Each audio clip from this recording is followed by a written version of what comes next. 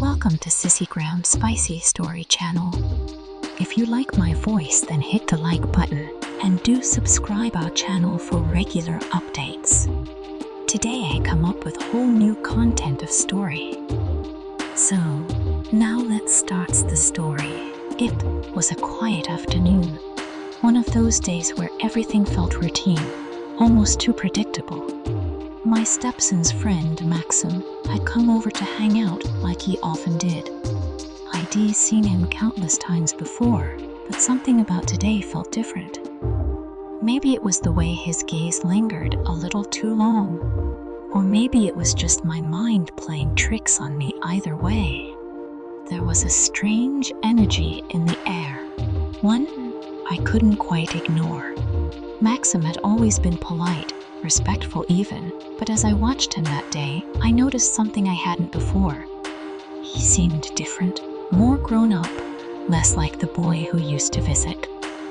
There was a subtle confidence about him, something that made him seem older than his years.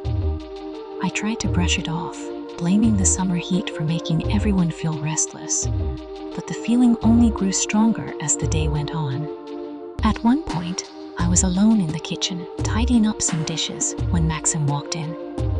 He asked for a glass of water, but the way his eyes moved over me made my heart skip a beat.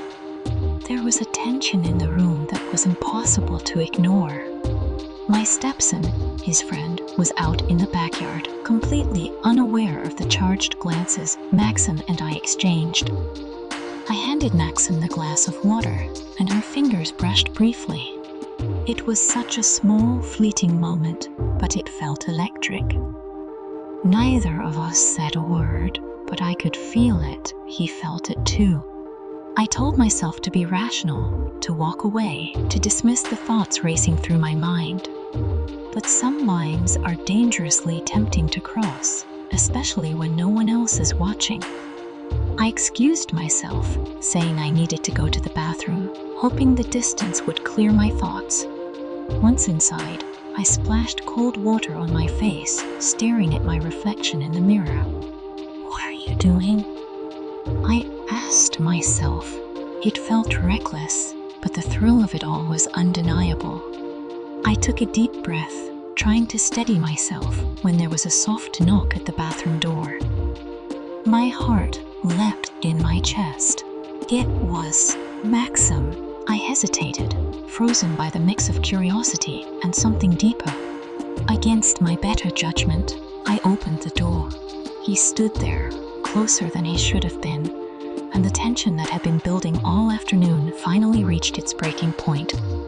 No words were exchanged, just an unspoken intensity that hung thick in the air. Without fully understanding why, I stepped aside and let him in. The bathroom suddenly felt even smaller, the air charged with anticipation. His eyes never left mine, and my mind screamed at me to stop, to end whatever was about to happen. But my body had already made the decision. The silence between us was deafening, filled with everything we weren't saying but couldn't deny. He moved closer, hesitant at first, as if waiting for me to pull away. I didn't. Instead, I leaned into his touch, giving him the answer he was silently seeking. And with that, the dam broke.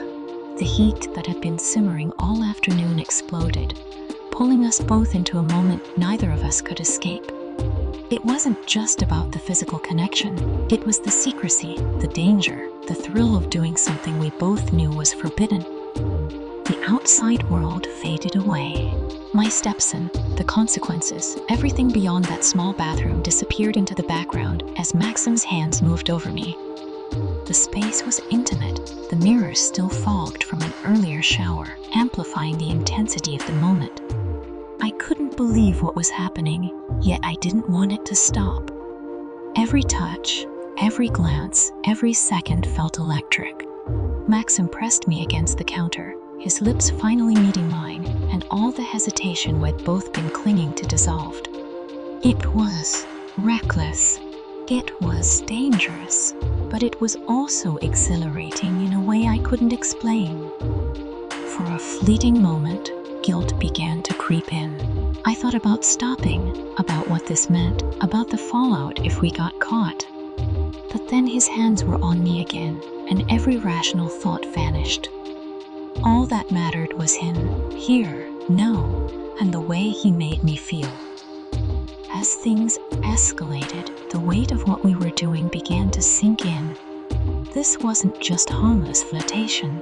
This was real. It was happening, and it was a line we could never uncross. The guilt grew louder, trying to claw its way to the surface, but it was drowned out by the sheer intensity of the moment.